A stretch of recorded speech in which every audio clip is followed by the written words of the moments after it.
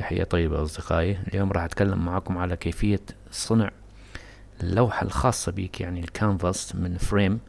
اللي أمامكم مثل ما تشاهدون هو فريم قديم للوحة، يعني حقيقة بنتي تمرنت عليها وارتأيت أنه يعني بدل أن أرميها أستفيد من الفريم وأصنع اللوحة بيدي. هي ما تكلف ككلفة، ولكن من تصنع شيء بيدك يعني يضيف فد متعة وإحساس بإنجاز شيء ما. وإذا رسمت يعني لوحة جميلة على هذا الشيء اللي صنعته، يكون فد إحساس جميل، وأنه يعني اللوحة كلها أنت قمت بصنعها.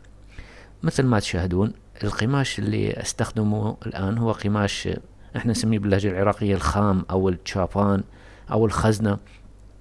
هذا قماش نسيج نوع ما خشن، يستخدم يعني بالأغطية الداخلية للمفروشات و الأمور اللي ما تحتاج يعني درجة راقية من القماش. قماش بسيط على شرط أنه يكون يعني نوعا ما قاسي، يعني ما ممكن تستخدم حرير أو شيفون أو ساتان، لا، قماش بسيط ورخيص جدا. طبعا هذا نضع الفريم على قطعة القماش هذه بعد أن فرشتها وعدلتها، وأبدي أقص يعني قطعة تبتعد حافتها عن حافة الإطار الخشبي تقريبا 4 سنتيمات إلى 5 سنتيمات. هذه حتى نستفيد منها بالشد، يعني عندما توتر اللوحة مثل ما راح نشوف لاحقا تستفيد أنه تمسكها، وبعد لاحقا نقصها. طبعا ما بالضرورة يكون دقيق يعني، ولكن لا تكون المسافة قليلة لأن حتى تستطيع أن تمسكها بأصابعك. الآن انتهينا من قص القطعة المناسبة بعد أن عدلتها. تلاحظ إذا الفريم أو الإطار الخشبي جاهز يعني من لوحة سابقة، هذه كابسة طبعا، حتى أكبس به القماش، موجودة متوفرة بالأسواق. يجب أن تنتبه إلى هذه الحافة. لاحظ الحافة يجب أن تكون على وجه القماش، يعني وجه اللوحة. ليش هذا؟ حتى لا يخلي حافة الإطار السفلى تكون حادة وبارزة على القماش، وبالتالي تشوه منظر اللوحة. بعد أن قلبت الإطار أبدي الآن أكبس. ملاحظة مهمة أنه من تبدي تكبس تبدي من سنتر اللوحة السفلي. لاحظ هذا مركز الأفقي. أكبس كبسة واحدة، أضغط طبعا بقوة على الكابسة. والآن بالجهة المقابلة يجب أن تنتبه أنه توتير بس معقول، لا قوي ولا قليل. توتر مقابيل الكليبس السابق وتنطي هذا الكليبس الثاني. الآن أنتقل إلى الضلع العمودي على الضلع السابق اللي هو الأفقي. هذا الضلع العمودي أيضا نفس الحالة، كليبس من المنتصف. طبعا ما بالضرورة يكون دقيق يعني، ولكن المقابيل يجب أن يكون مقابل له عملية الشد. لاحظ كبس يعني شد بسيط وأنطي كبسة.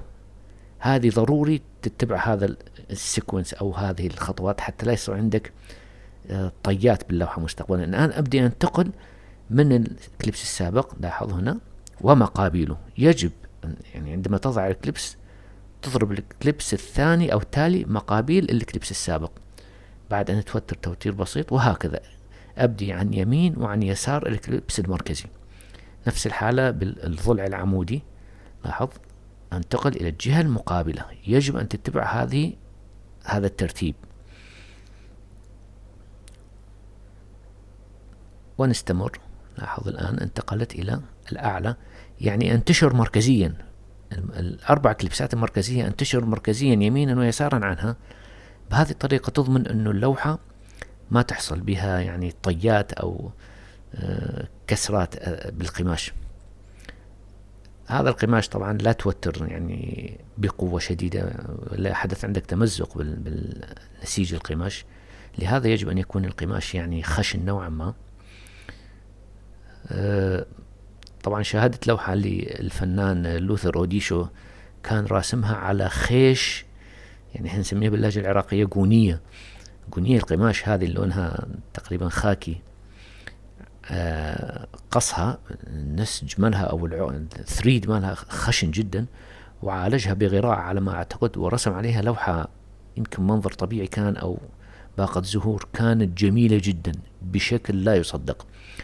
بحيث الغرزات القماش كانت ظاهرة والألوان ساطعة فوقها، فإبداع كان منه. ولكن بالنسبة للمبتدئين يعني اتجنب هذه الحركة، لأن ما راح تسيطر على توزيع الألوان بشكل صحيح. مرحلة لاحقة إن شاء الله من تحترف هذا المجال حاول تجرب هاي الفكرة. الآن نستمر. لاحظ كليبس مقابيل كليبس وشد بسيط.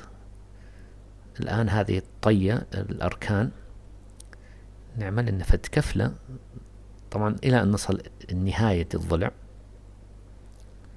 لاحظ مقابيله. الآن أبدي أشد هذه ال4 سنتيمات اللي قلت لك فائدتها. لاحظ كيف تخليني أمسك القماش يعني على قدر إصبع. الآن نكفل كفلة بسيطة طبعا هي، وأشدها من الضلع العمودي ثم أشد فوقها الضلع الأفقي وأطويها.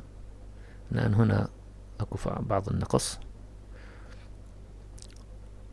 طبعا من المفضل أنه يعني ترطب القماشة قبل أن تركبها على الفريم، يعني أغطسها بماء وأعصرها وأبدي أشدها. هذه تسبب توتير إضافي للوحة أثناء عندما تجف من الماء، تتوتر بشكل قوي. ولكن لأني بهذا الفيديو راح أستخدم المادة المعالجة لسد المسامات يعني بعد الشد مباشرة، ما رطبتها لأن راح تضعف المادة اللي هي الغراء والصبغ الأموشن والماء، فبقيتها جافة.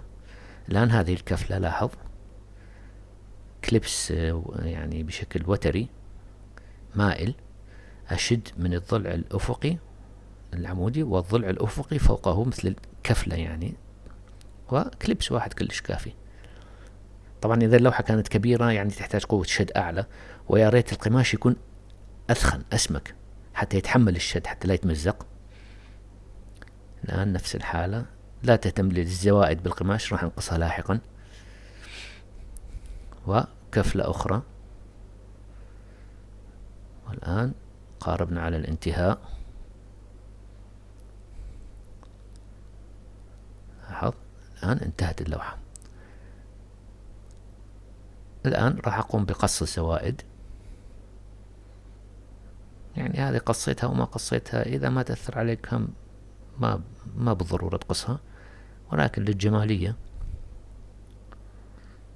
انتبه أنه لا تصل إلى منطقة الكليبسات بالقص، وإلا ستفقد يعني الشد باللوحة، وبالتالي تتشوه اللوحة عندك القماش. يعني خلي يكون القص خارجي. هذه الأركان الزائدة لاحظ قص بهذه الطريقة.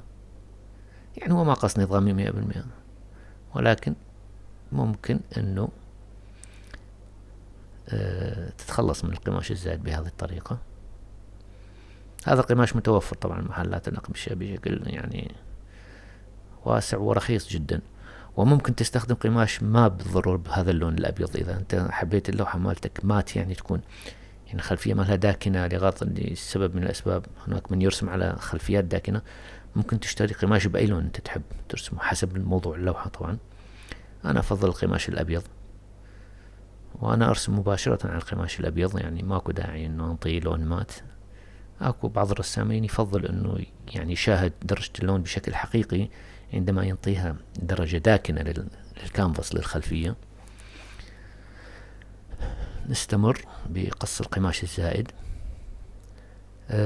بعد ذلك راح نستخدم طبقة الطلاء اللي هي متكونة، انتبهوا على هذه المعادلة، من نسبة 1 ماء و1 غراء الأخشاب و2 صبغ الإيمولشن، صبغ الأموشن الأبيض هذا العادي أو أي لون. هذه النسبة تخلطها سوية تكون لك مادة الطلاء اللي راح تسد المسامات وتقوي اللوحة أيضا وتجعلها يعني جاهزة للرسم. النسبة أعيدها: 1 ماء، 1 غراء، 2 أموشن، تخلطهم ويتكون عندك هذا المزيج مثل ما راح تشاهدون هسه حاليا. الآن كملت اللوحة، حتى لو كان بها بعض الارتخاء ما مشكلة، بعد أن تصبغها بالطلاء راح تتوتر وتنشد. لاحظ فرشاة 2 إنج أو 1.5 إنج. طبعا إذا كانت اللوحة كبيرة يفضل أن تستخدم فرشاة كبيرة حتى تغطي مساحات أكبر، ولكن هذه الفرشاة مناسبة لهذا الحجم.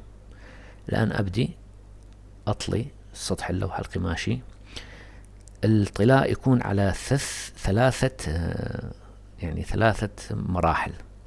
أول مرحلة، هذه المرحلة الأساسية، كون سخي بالطلاء، لأن القماش جاف راح يمتص يعني كمية كبيرة من الطلاء.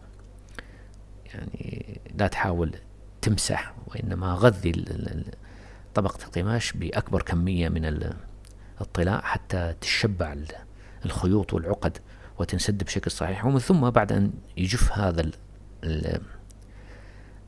المرحلة، نستخدم كاس صقل بشكل بسيط حتى نكون سطح خشن لنضع الطبقة التالية من الطلاء. وأخيرا بعد أن تجف أيضا كاغذ صقل بسيط، وثم الطبقة الثالثة. بهذا تكتمل اللوحة، يعني 3 طبقات من الطلاء. بعد أن تجف كل طبقة بشكل كامل تضع الطبقة الأخرى وتكتمل عندك اللوحة، وهي يعني شيء حلو جميل، بدل أن ترميها إذا يعني ما كانت اللوحة بالشكل اللي رسمتها بالشكل المطلوب. استفيد من هذا الإطار والقماش موجود. وأيضا يعني واحد يتعلم حرفة جميلة. طبعا أقول محلات تشتغل على هذا الأساس، محلات صنع الفريمات، ولكن الفريمات الصينية جت غزت السوق، يعني وقفت شغل كثير من الناس لرخصها ومتانتها وجودتها. لاحظ الآن اكتملت تقريبا، قاربت على الانتهاء. أسد المسامات بشكل صحيح. طبعا هذه تعزز أيضا من ارتباط القماش على الفريم، يعني هي بنفس الوقت مادة لاصقة، إضافة إلى أنها يعني مادة أساس أو لسد الخيوط، العقد مال الخيوط والمسامات. أتجنب ترك أي منطقة غير مصبوغة، أتأكد أنه غطيت المنطقة بشكل كامل. ولا ننسى أنه نطلي الطبقات جانبية أيضا، هذه تعزز من ربط اللوحة على ربط القماش يعني على الفريم الخشبي والتصاقه بشكل جيد، وتوتر اللوحة بشكل جيد أيضا. بالنسبة لهذه الإطارات يعني أو طبقة واحدة تكفي، ماكو داعي 3 طبقات، ولكن الوجه اللوحة لا 3 طبقات حتى ينطيك يعني solidity أكثر أو صلابة أكثر لسطح القماش، حتى يكون جاهز للرسم بالأكريليك أو الزيتي.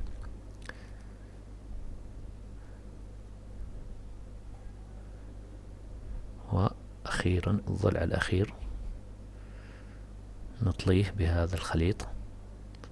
طبعا يوجد هذا الخليط بشكل جاهز في بعض محلات أدوات الرسم يعني، ولكن ممكن تحضره مثل ما ذكرت، 1 غراء 1 ماء و2 أموشن النسبة، تخلطها. وممكن أن تحتفظ به يعني بعد أن تنهي عملك اقفل الغطاء وتحتفظ به يستخدم مرة أخرى. الآن انتهينا من اللوحة. أتمنى أنه تستفيدوا من هذا الفيديو، وإلى اللقاء.